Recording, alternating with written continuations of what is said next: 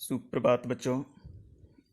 Divine public school Monapur Gorakhpur class 10th Hindi online classes में आप सभी का स्वागत है। बच्चों, आज हम लोग इस वीडियो के माध्यम से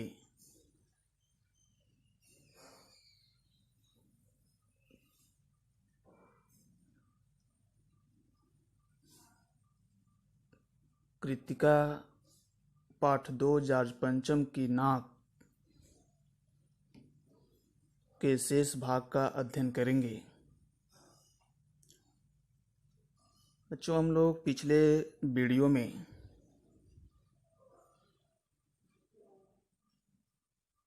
जॉर्ज पंचम की नाक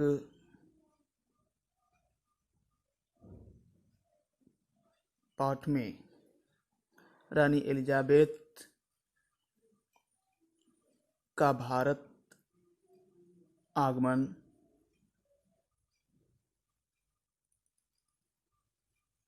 उनके स्वागत की तैयारियों,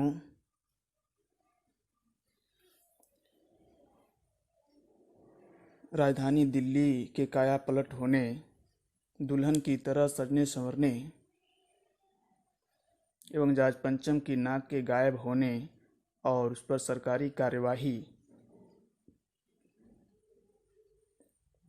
के बारे में पढ़े थे।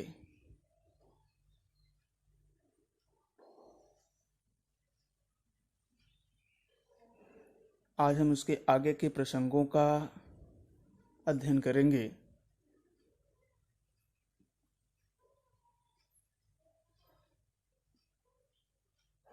जिसमें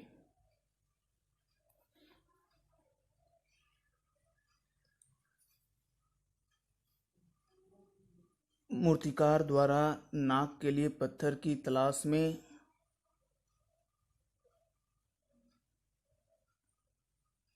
हिंदुस्तान के पर्वतों पर जाना, पत्थर की खान में जाना,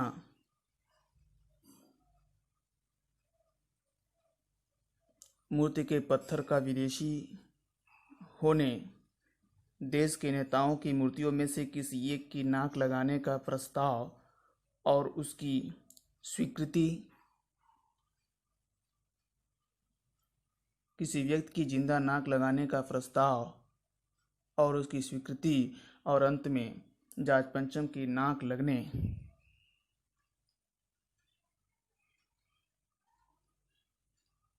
के बारे में पढ़ेंगे, समझेंगे और जानने का प्रयास करेंगे।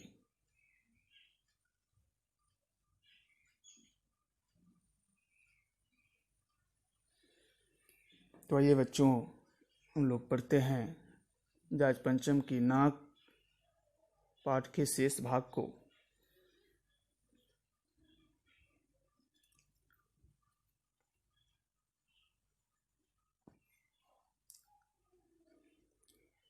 आखिर मूर्तिकार को फिर बुलाया गया। उसने मसला हल कर दिया। वह बोला, पत्थर की किस्म का ठीक पता नहीं चला तो परेशान मत होइए। मैं हिंदुस्तान के हर पहाड़ पर जाऊंगा और ऐसा ही पत्थर खोज कर लाऊंगा। कमेटी के सदस्यों की जान में जान आई। सभापति ने चलते चलते गर्व से कहा, ऐसी क्या चीज़ है जो हिंदुस्तान में मिलती नहीं? हर चीज़ इस देश के गर्भ में छिपी है। ज़रूरत खोज करने की है। खोज करने के लिए मेहनत करनी होगी। इस मेहनत का फल हमें मिलेगा। आने वाला ज़माना खुशहाल होगा। यह छोटा सा भाषण फौरन अखबारों में छप गया। मूर्तिकार हिंदुस्तान के पहाड़ी प्रदेशों और पत्थरों की खानों के दौरे पर निकल पड़ा। कुछ दिन बाद वह हताश लौटा। उसके चेहरे पर लानत बरस रही थी। उसने सिर लटकाकर खबर दी, हिंदुस्तान का चप्पा चप्पा खोज डाला, पर इस किस्म का पत्थर कहीं नहीं मिला। यह पत्थर विदेशी है। सभापति ने तैस में आकर कहा, लानत है आपकी अक्ल पर।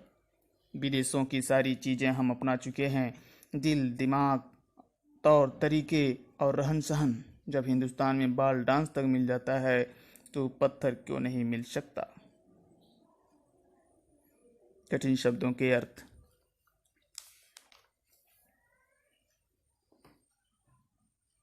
किस्म, किस्म माने प्रकार। जान में जान आना, जान में जान आना का अर्थ है आशा के कारण आनंद आना।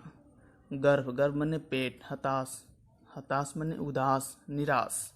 लानत बरसना, लानत बरसना का अर्थ होता है धिक्कार का भाव होना। सिर लटकना, सिर लटकाना, सिर लटकाना का अर्थ है उदास और हताश होना। चप्पा चप्पा खोजना, चप्पा चप्पा खोजना का अर्थ है हर जगह ढूंढना। तैस, तैस माने आवेश, जोश। बाल डांस, बाल डांस माने होता है विदेशी नृत्य का एक प्रकार। सहसा, सहसा माने अचानक।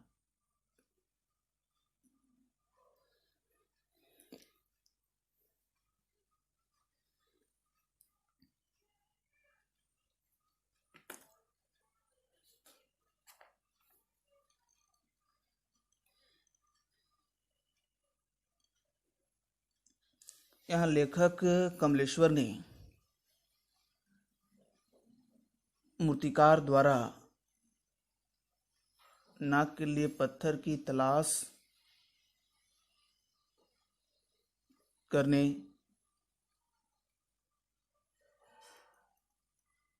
देश भर के पर्वतों की खोज करने तथा मूर्ति के पत्थर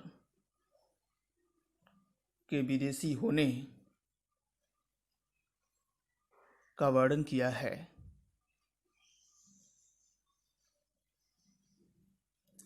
लेखक कहते हैं कि मूर्तिकार ने कमेटी को सुझाव दिया कि मैं देश भर के पर्वतों पर जाकर पत्थर की किस्म का पता लगाऊंगा और पत्थर खोज लाऊंगा। कमेटी के सदस्यों की जान में जान आई। कमेटी के जितने भी सदस्य थे, मूर्तिकार का यह सुझाव सुनकर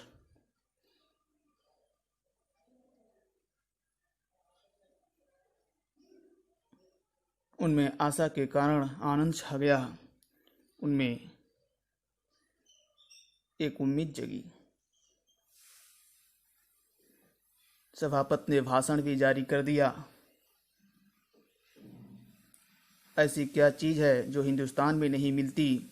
ज़रूरत है खोज करने की, इसके लिए मेहनत की ज़रूरत है। इसी से आने वाला ज़माना खुशहाल होगा। यह भाषण अखबारों में छप गया। मूर्तिकार एक एक पहाड़ी प्रदेश और पत्थरों की खान ढूंढ आया, परंतु वह कीमती पत्थर न मिला। उसने कहा, यह विदेशी पत्थर है।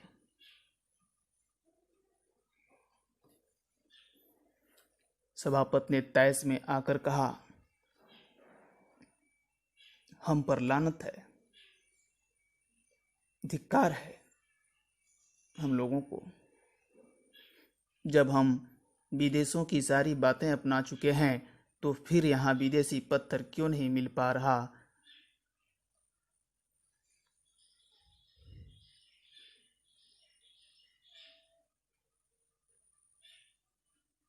Next paragraph. मूर्तिकार चुप खड़ा था।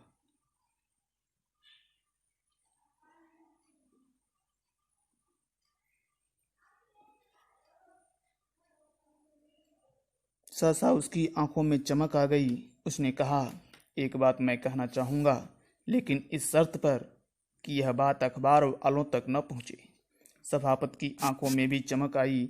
चपरासी को हुक्म हुआ और कमरे के सब दरवाजे बंद कर दिए गए।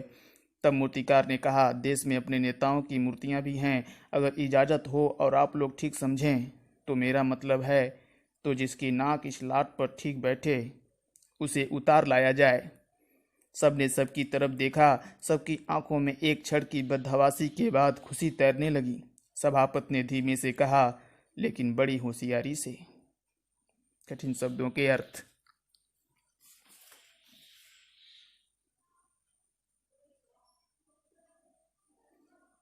सहसा, सहसा माने होता है अचानक। आंखों में चमक आना, आंखों में चमक आना माने आशा का भाव जगना। क्षण, क्षण माने अवसर, पल। होशियारी, होशियारी माने सावधानी।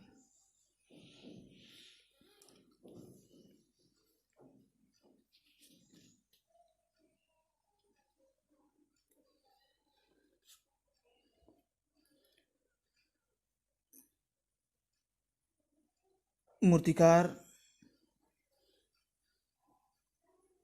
जब पत्थर के किस्म का पता लगाने के लिए हिंदुस्तान के सभी पर्वतों पर गया, पत्थरों की खान में गया,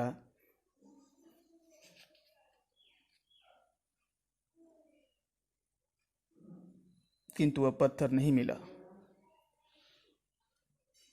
पत्थर के न मिलने और उसके विदेशी होने पर सभापति तैश में आ गया और वह मूर्तिकार को धिक्कारने लगा।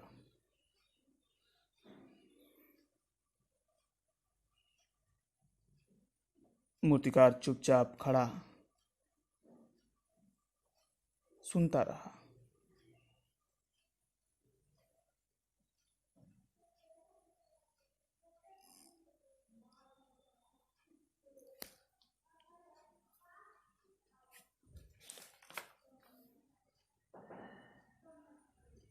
अचानक मूर्तिकार के दिमाग में एक विचार आया। उसने अखबार वालों तक खबर न पहुंचने की शर्त पर एक सुझाव दिया। देश में अपने नेताओं की मूर्तियां भी बनी हैं। उनमें से किसी की भी नाक जॉर्ज पंचम की नाक से मेल खाती हो तो उसे वहां से ले लिया जाए। पहले तो सभा में सन्नाटा छा गया। फिर सभापति ने कहा कि यह काम जरा होशियारी से करना, सावधानी से करना।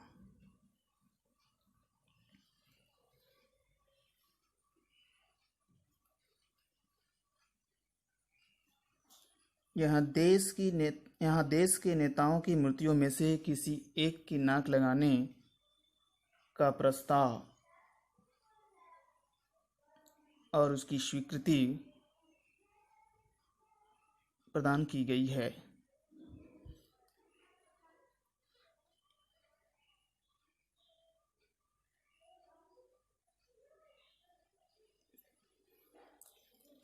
Next paragraph.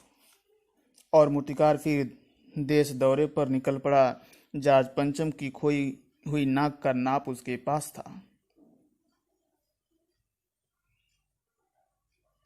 दिल्ली से वह बंबई पहुंचा। दादा भाई नौरोजी, गोखले, तिलक, शिवाजी, कांसजी, जहांगीर, सबकी नाकें उसने टटोली, नापी और गुजरात की ओर भागा। गांधी जी, सरदार पटेल, विट्ठल भाई पटेल, महादेव देसाई की मूर्तियों को परखा और बंगाल की ओर चला।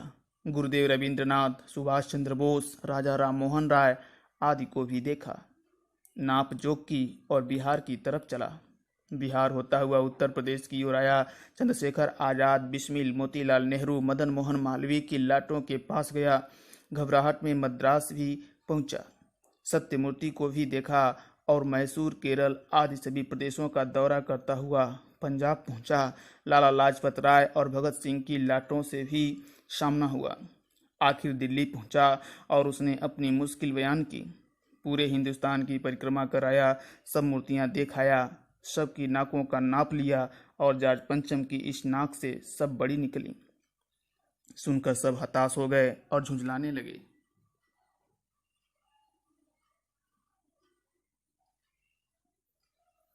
मूर्तिकार ने ढाढ़स बंधाते हुए आगे कहा, सुना है कि बिहार सेक्रेटरिएट के सामने सन 42 में शहीद होने वाले बच्चों की मूर्तियां स्थापित हैं। शायद बच्चों की नाक ही फिट बैठ जाए, यह सोचकर वहां भी पहुंचा। पर उन बच्चों की नाकें भी इससे कहीं बड़ी बैठती हैं। अब बताइए मैं क्या करूं? कठिन शब्दों के अर्थ।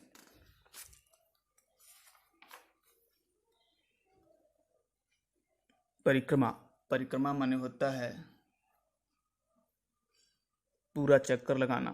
ढाढ़स बंधाना, ढाढ़स बंधाना माने तसल्ली देना।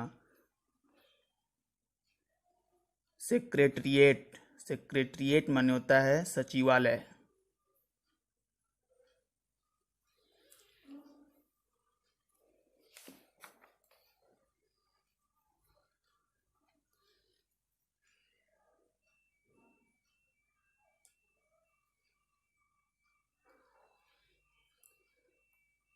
इस गद्यांश में मूर्तिकार द्वारा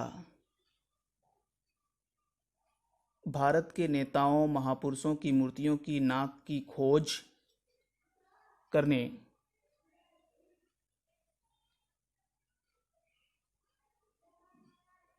एवं उसके द्वारा किए गए सभी यत्नों का वर्णन हुआ है।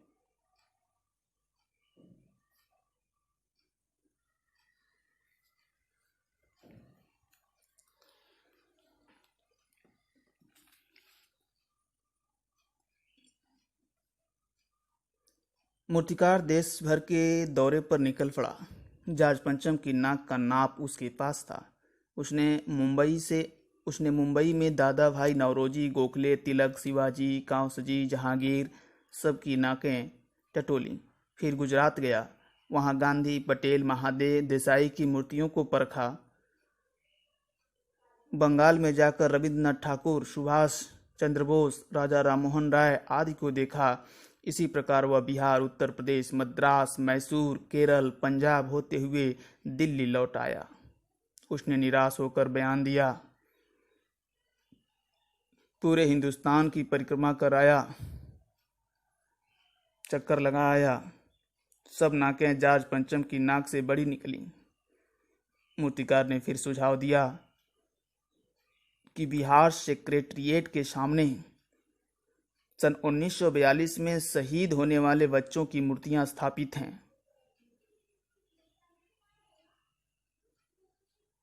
शायद उनमें से किसी की नाक फिट बैठ जाए, परंतु उन सब की नाकें भी बड़ी मिली। Next paragraph.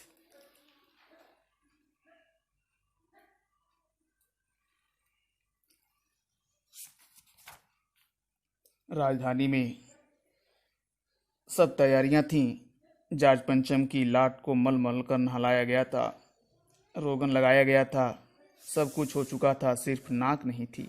बात फिर बड़े हुक्कामों तक पहुंची, बड़ी खलबली मची। अगर जॉर्ज पंचम के नाक न लग पाई तो फिर रानी का स्वागत करने का मतलब यह तो अपनी नाक कटाने वाली बात हुई। लेकिन मूर्तिकार पैसे से लाचार था, यानी हार मानने वाला कलाकार नहीं था। एक हैरतअंगेज ख्याल उसके दिमाग में कौंधा और उसने पहली शर्त दोहराई। जिस कमरे में कमेटी बैठी हुई थी उसके दरवाजे फिर बंद हुए और मूर्तिकार ने अपनी नई योजना पेश की। चूंकि नाक लगना एकदम जरूरी है, इसलिए मेरी राय है कि 40 करोड़ में से कोई एक जिंदा नाक काट कर लगा दी जाए। बात के साथ ही सन्नाटा छा गया। कुछ मिनटों की खामोशी के बाद सभापति ने सबकी तरफ देखा। सबको परेशान देखकर मूर्तिकार कुछ अचकचाया और धीरे से बोला, आप लोग क्यों घबराते हैं? यह काम मेरे ऊपर छोड़ दीजिए। नाक चुनना मेरा काम है, आपकी सिर्फ इजाज़त चाहिए। कानाफूसी हुई और मूर्तिकार को इजाज़त दे दी गई। कठिन शब्दों के अर्थ।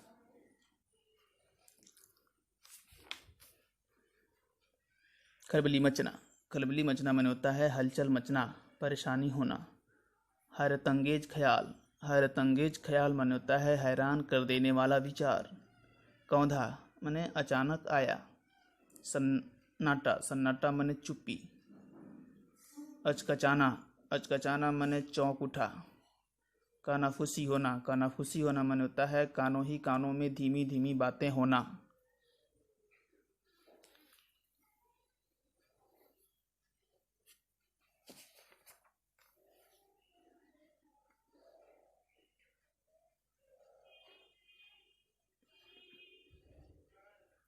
इस गद्यांश में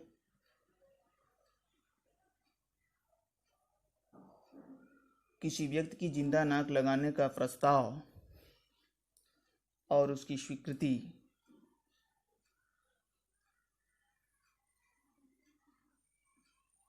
का वर्णन हुआ है। लेखक कहते हैं कि राजधानी में रानी के स्वागत की सारी तैयारियां पूरी हो चुकी थीं। जॉर्ज पंचम की लाट को, मूर्ति को मल मल कर नहलाया गया था, परंतु नाक नहीं थी। सरकारी शासकों में खलबली मची। अब की बार उसने एक नई योजना पेश की। उसने कहा, 40 करोड़ जनता में से कोई एक जिंदा नाक काट कर लगा दी जाए। यह सुझाव सुनकर सन्नाटा छा गया। सब अचकचा गए। मूर्तिकार ने कहा, नाक चुनना मेरा काम है, आपकी सिर्फ इजाजत चाहिए। इजाजत दे दी गई।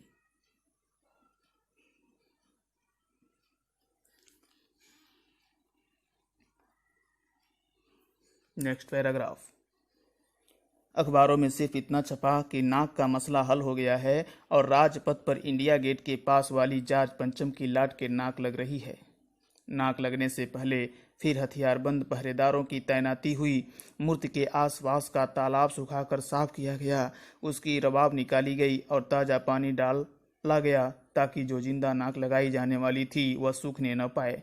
इस बात की खबर जनता को नहीं थी। यह सब तैयारियां भीतर भीतर चल रही थीं। रानी के आने का दिन नजदीक आता जा रहा था। मूर्तिकार खुद अपने बताए हाल से परेशान था। जिंदा नाक लाने के लिए उसने कमेटी वालों से कुछ और मदद मांगी, वह उसे दी गई, लेकिन इस हिदायत के साथ कि एक खास दिन हर हालत में नाक लग जानी चाहिए। और वह दिन आया, जॉर्ज पंचम के नाक लग गई। सब अखबारों ने खबरें छापी कि जॉर्ज पंचम के जिंदा नाक लगाई गई है, यानी ऐसी नाक जो कतई पत्थर की नहीं लगती। लेकिन उस दिन के अखबारों में एक बात गौर करने की थी। उस दिन देश में कहीं भी किसी उद्घाटन की खबर नहीं थी। किसी ने कोई फीता नहीं काटा था, कोई सार्वजनिक सभा नहीं हुई थी, कहीं भी किसी का अभिनंदन नहीं हुआ था, कोई मानपत्र भेंट करने की नौबत नहीं आई थी, किसी हवाई अड्डे या स्टेशन पर स्वागत समारोह नहीं हुआ था, किसी का ताज़ा चित्र नहीं छपा था।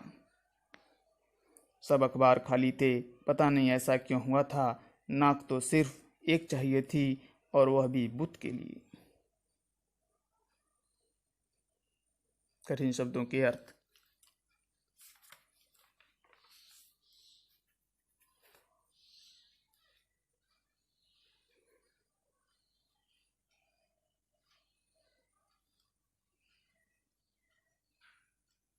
राजपथ। राजपथ माने दिल्ली संसद भवन के पास का एक राजमार्ग। हिदायत। हिदायत माने निर्देश। कतई। कतई माने जरा भी। उद्घाटन। उद्घाटन माने शुरुआत। फीता काटना। फीता काटना माने होता है रिबन काट कर शुरुआत करना। सार्वजनिक सभा माने आम लोगों की सभा। अभिनंदन। अभिनंदन माने स्वागत। मानपत्र भेंट। मानपत्र भेंट माने किसी को सम्मान भेंट करना। बुत। बुत माने मूर्ति।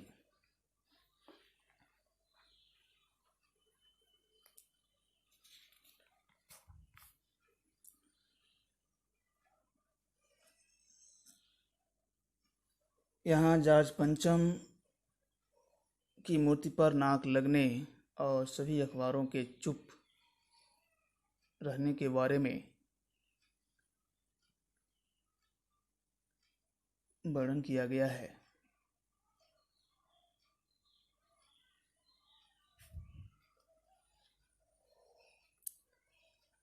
अगले दिन अखबार में छप गया कि नाक का मसला हल हो गया है। नाक लगने से पहले हथियारबंद पहरेदारों की तैनाती हुई।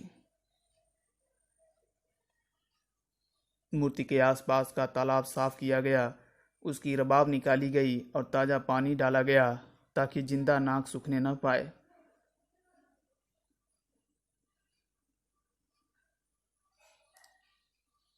आखिरकार अंतिम दिन चुपचाप जॉर्ज पंचम की लाट में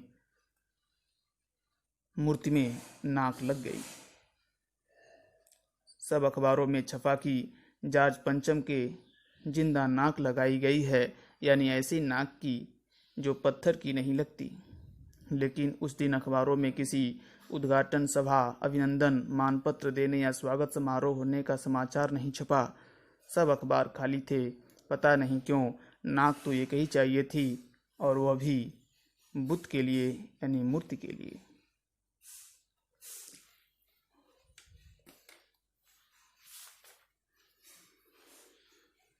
जॉर्ज पंचम की नाक लगने वाली खबर के दिन अखबार इसलिए चुप थे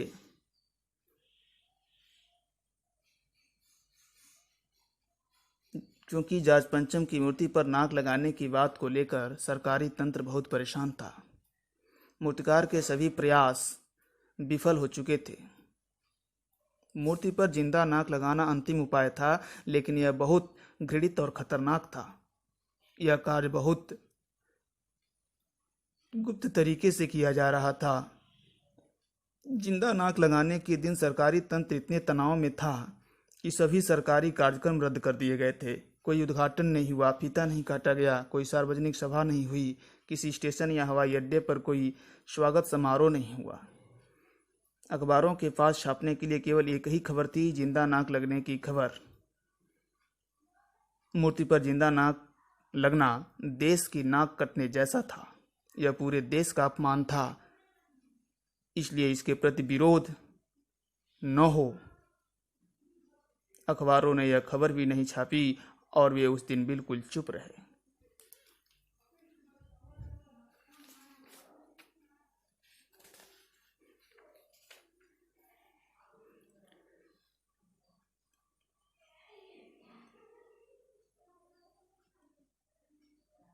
इस प्रकार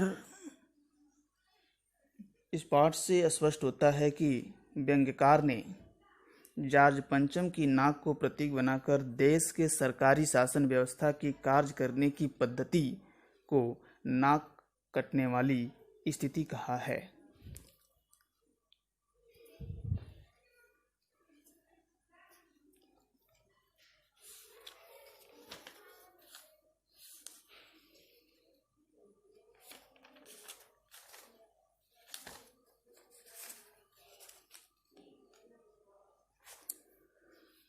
इस पाठ से हमें यह प्रेरणा मिलती है कि अब हम स्वतंत्र हैं।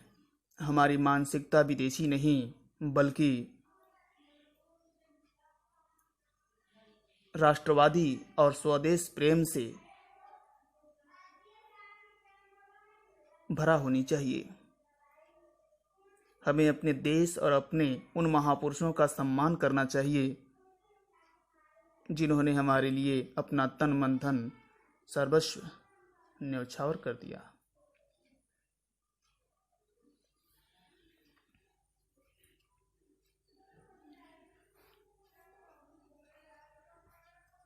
आज के इस वीडियो व्याख्यान में आप सभी को देखने, सुनने, पढ़ने एवं जानकारी प्राप्त करने के लिए बहुत बहुत धन्यवाद। आप इस पाठ को ठीक से पढ़ेंगे, समझेंगे और जानने का प्रयास करेंगे